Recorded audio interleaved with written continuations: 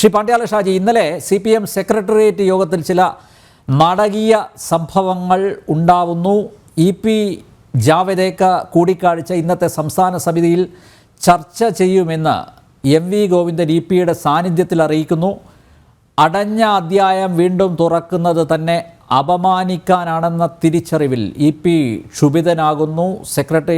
സെക്രട്ടേറിയറ്റിൽ നിന്ന് ഇറങ്ങിപ്പോകുന്നു. പിന്നീട് പാർട്ടി ആസ്ഥാനത്തെത്തി കൺവീനർ സ്ഥാനത്ത് നിന്നുള്ള രാജി അറിയിച്ചുകൊണ്ട് സെക്രട്ടറിക്ക് കത്ത് കൈമാറുന്നു.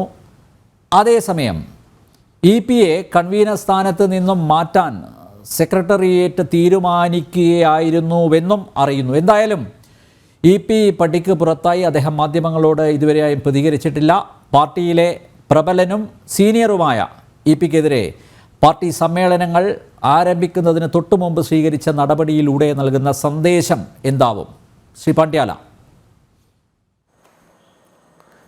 ഇതിനകത്ത് ഒരു വളരെ സാമാന്യമായി മനസ്സിലാക്കാവുന്ന ഒരു കാര്യം, EP പടിയറിയുന്നതോ EP അതിനകത്തുനിന്ന് ഒഴിവാവാൻ നിർബന്ധിച്ചതോ ആയ ഒരു ഘടകമുണ്ടെങ്കിൽ ആ ഘടകത്തിൻ്റെ ഉത്തരവാദി തീർച്ചയായും മുഖ്യമന്ത്രിയായിരിക്കും. ഞാൻ സംശയം അക്കാര്യത്തിനകത്ത് വേണ്ട.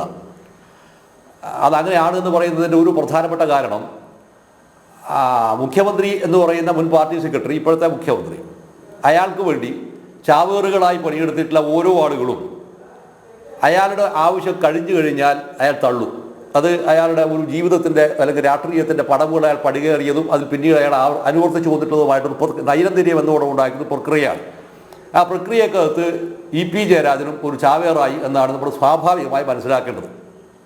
ഇതെന്തുകൊണ്ട് സംഭവിച്ചു എന്നുള്ളതാണ് വിഷയം. ജാവ്ദേക്കറുമായുള്ള ഒരു സംവാദത്തിൻ്റെയോ അല്ലെങ്കിൽ ഒരു ചർച്ചയുടെയോ വീട്ടിൽ ചെന്നതിൻ്റെയോ വിഷയമായിരുന്നുവെങ്കിൽ അതിൽ ഏറ്റവും പ്രൈമാ ഫേസി അക്യൂസ്ഡ് ആവേണ്ട ഒരാൾ കേരളത്തിലെ മുഖ്യമന്ത്രിയാണ്. EP ജയരാജൻ അത്തരത്തിലുള്ള ഒരു ബന്ധം സ്ഥാപിക്കണമെങ്കിൽ ആ ബന്ധം സ്ഥാപിക്കുന്നതിൻ്റെ അടിത്തറമായി കൊടുത്തത് സ്വാഭാവികമായും അല്ലെങ്കിൽ തീർച്ചയായും അത് മുഖ്യമന്ത്രി മിസ്റ്റർ വിജയനായിരിക്കും. യാതൊരു സംശയവും അതിനകത്ത് വേണ്ട. എന്നാൽ ഇതിനകത്ത് ക്രൂശിക്കപ്പെടുന്ന ആൾ ആരായിത്തീരുന്നു? ഈ പറയുന്ന EP ജയരാജനായിത്തീരുന്നു.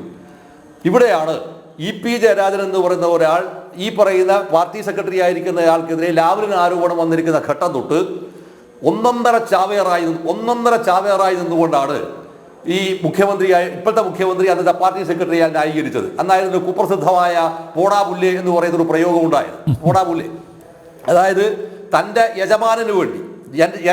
യജമാനു വേണ്ടി ഏതറ്റം വരെ തരം താഴുന്നതിനും യാതൊരു തരത്തിലുള്ള ലജ്ജയും മടിയും കാണിക്കാതെ പാർട്ടി കൂറ് എന്ന് പറയുന്ന അന്ധബോധ്യങ്ങളെ വളരെ സമർത്ഥമായി പാർട്ടിയുടെ ചെലവിൽ അല്ലെങ്കിൽ ഈ പറയുന്ന അന്നത്തെ പാർട്ടി സെക്രട്ടറി ഇന്നത്തെ മുഖ്യമന്ത്രിക്ക് വേണ്ടി ബലി കൊടുത്തിരിക്കുന്ന ഒരാളാണ് അദ്ദേഹം. എന്നാൽ CPIM-ന്റെ സെൻട്രൽ കമ്മിറ്റിക്കകത്തും പോളിറ്റ് ഈ പ്രകാശ് ജാവ്ദേക്കറുമായുള്ള ബന്ധവും ഇപ്പോൾ ഈ ഹേമ കമ്മിറ്റി ഉൾപ്പെടെയുള്ള വിഷയങ്ങൾ വീണ്ടും വളരെ സജീവമായി ചർച്ച വരുന്നു തോന്നുമ്പോൾ ആ ചർച്ചയിൽ പ്രതിരോധിക്കാനുള്ള ഒരു യഥാർത്ഥത്തിലുള്ള ഒരു അറവുമാണായിരുന്നു വാസ്തവത്തിൽ ഈ പറയുന്ന EP ജയരാജൻ.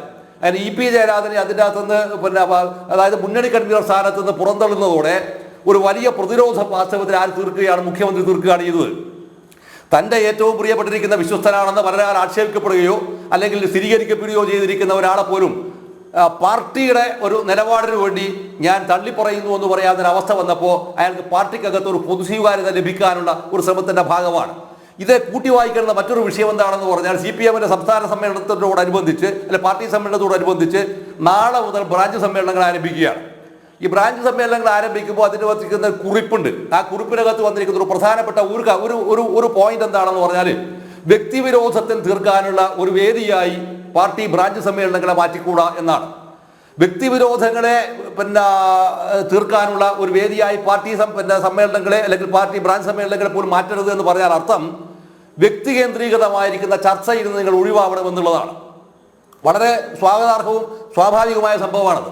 പക്ഷേ ഈ വ്യക്തി കേന്ദ്രീകൃതമായ ചർച്ചയ്ക്കപ്പുറത്തേക്ക് വരാവുന്ന ഏത് സൈദ്ധാന്തികമോ ഏത് പ്രത്യയശാസ്ത്രപരമോ ഏത് സംഘടനാപരവുമായ പ്രശ്നമാണ് ഈ പാർട്ടി കഴിഞ്ഞ ഏതാണ്ട് 23-24 കൊല്ലക്കാലമായി ചർച്ച ചെയ്തിട്ടുള്ളതെന്ന് ഈ പറയുന്ന MV ഗോവിന്ദൻ പൊതുജനത്തോട് പറയേണ്ടതുണ്ട്. എന്താണ് നിങ്ങൾ ഇതുവരെ ചർച്ച ചെയ്തിട്ടുള്ളത്? വ്യക്തി കേന്ദ്രീകൃതമായിരിക്കുന്ന വിഷയങ്ങളെ കുറിച്ചല്ലാതെ, അതുമായി ബന്ധപ്പെട്ടിരിക്കുന്ന വാങ്ങൽ കൊടുക്കലല്ലാതെ, അതുമായി ബന്ധപ്പെട്ടിരിക്കുന്ന ലാഭനഷ്ടങ്ങളുടേതല്ലാതായിരിക്കുന്ന ഒരു വ്യവഹാരവും ഈ പാർട്ടി ഇയാൾ പാർട്ടി സെക്രട്ടറിയായി തുടങ്ങിയ കാലം തൊട്ട് ഇന്ന് നടക്കാനിരിക്കുന്ന സമ്മേളനങ്ങളും നടന്നിട്ടില്ല. അപ്പം അങ്ങനെ വരുമ്പോൾ ഇതിനകത്ത് മറ്റൊരു ഒരു ഒരു ഒരു പ്രധാനപ്പെട്ട കാര്യം കൂടിയുണ്ട്. ഇതുപോലെ ആരോപണ ശരവ്യമേറ്റ് പാർട്ടിക്കകത്ത് നിന്ന് പാർട്ടി രാഷ്ട്രീയ പത്രം മതിയാക്കി എന്ന് പറഞ്ഞൊരു മഹാരഥനുണ്ട് ഈ ഇന്ത്യയിൽ. ആ ഇന്ത്യയിൽ അദ്ദേഹത്തിന്റെ പേരാണ് AKG. 1942 ക്വിറ്റ് ഇന്ത്യ മൂവ്മെന്റ് കാലയളവിലാണ് AKGക്ക് കോൺഗ്രസ് പാർട്ടിയുടെ നേതാക്കന്മാരുമായും കോൺഗ്രസ് പാർട്ടിയുടെ കുടുംബങ്ങളുമായും വലിയ ബന്ധങ്ങളുണ്ട് എന്ന വലിയ ആരോപണം ഈ AKGക്കെതിരെ പാർട്ടിക്കകത്ത് ഉന്നയിക്കപ്പെട്ടത്.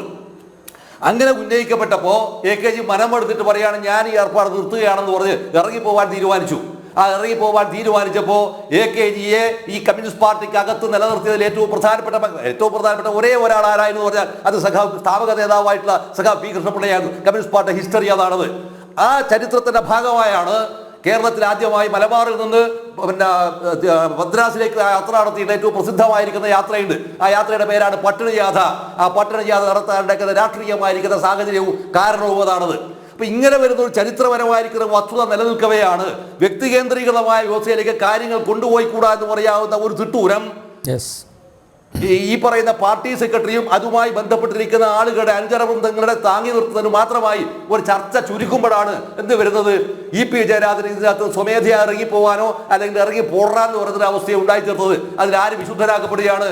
മുഖ്യമന്ത്രി ഇതിനകത്ത് വിശുദ്ധരാക്കപ്പെടുകയാണ്. ഏത് വിഷയം നിങ്ങൾ എടുത്തു നോക്കിക്കോ, എല്ലാ വിഷയങ്ങൾക്കകത്തും ഇയാളെന്താവുകയാണെന്നറിയോ? ഞാനിതൊന്നും അറിയില്ല എന്ന രീതിയിൽ ഇയാൾ കൈകഴുകുകയും അങ്ങനെ ഞാൻ സ്വയം വിശുദ്ധരായി പ്രഖ്യാപിക്കുന്ന ഒരു പ്രക്രിയയാണ് അയാൾ ചെയ്തത്. ഇങ്ങനെ പ്രക്രിയ ചെയ്യുന്നതിന്റെ ഭാഗമായി വരാവുന്ന ഗൂഢപദ്ധതിയിലൂടെയാണ് വാസ്തവത്തിൽ ആര് ഇറങ്ങിപ്പോവേണ്ടി വന്നത് അല്ലെങ്കിൽ പുറത്താക്കപ്പെടുന്നത് അല്ലെങ്കിൽ സ്വമേധയാ പോകുന്നത് പാർട്ടി നടപടിയെടുക്കാൻ. ഇനി ഒരു രണ്ടാമത്തെ വിഷയം എന്താണെന്ന് പറഞ്ഞാൽ ഇത് പറയുന്നത് ആരാണ്? സെക്രട്ടേറിയറ്റിനകത്ത് ഗോവിന്ദനാണ് പറയുന്നത്. ഗോവിന്ദൻ എന്ന് പറയുമ്പോൾ ഹർഷപൂർവ്വനാകുന്നത് എവിടെയാണ്? ഗോവിന്ദനും ഇദ്ദേഹവും തമ്മിലായിരുന്നു ഏറ്റവും വലിയ തർക്കങ്ങൾ മുഴുവൻ ഉണ്ടായിത്തീർന്നത്. ഇതോടെ എന്തായിത്തീർന്നു?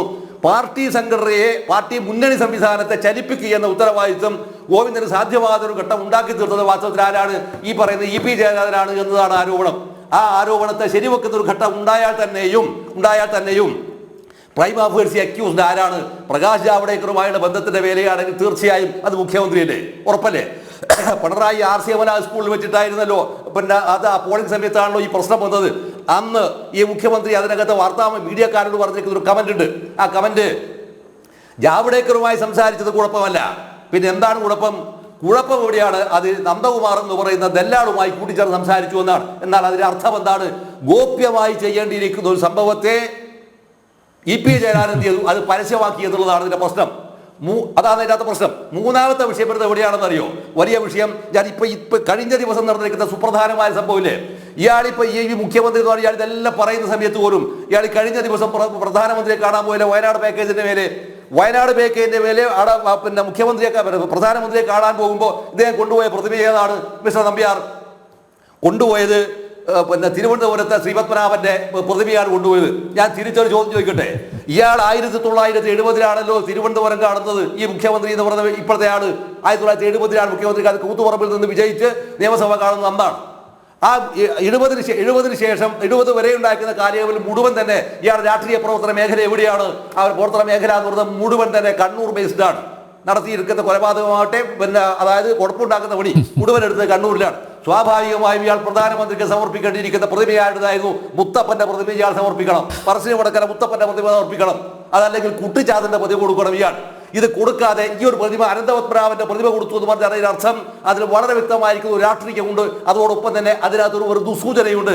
തന്റെ തന്തയുടെ പാരമ്പര്യത്തെ പൈതൃകത്തെ അയാൾ നിഷേധിക്കുകയാണ് ചെയ്തത്. ഇങ്ങനെ വരുന്ന വളരെ വിചിത്രമായിരിക്കുന്ന ഗൂഢാലോചനകൾ നടത്തി തന്റെ കാര്യത്തെ പ്രാപ്തിയിലെത്തിക്കുക എന്ന് പറയുന്ന ഒരു ഘട്ടം വരുമ്പോഴാണ് ഇദ്ദേഹത്തിന് ഈ ജാവ്ദേക്കറുമായുള്ള ബന്ധം അദ്ദേഹം നിലനിർത്തേണ്ടത്. EP ജയരാജന്റെതല്ല ആവശ്യം. യഥാർത്ഥത്തിൽ ആരുടെ ആവശ്യമാണ്? മുഖ്യമന്ത്രിയുടെ ആവശ്യമാണ്.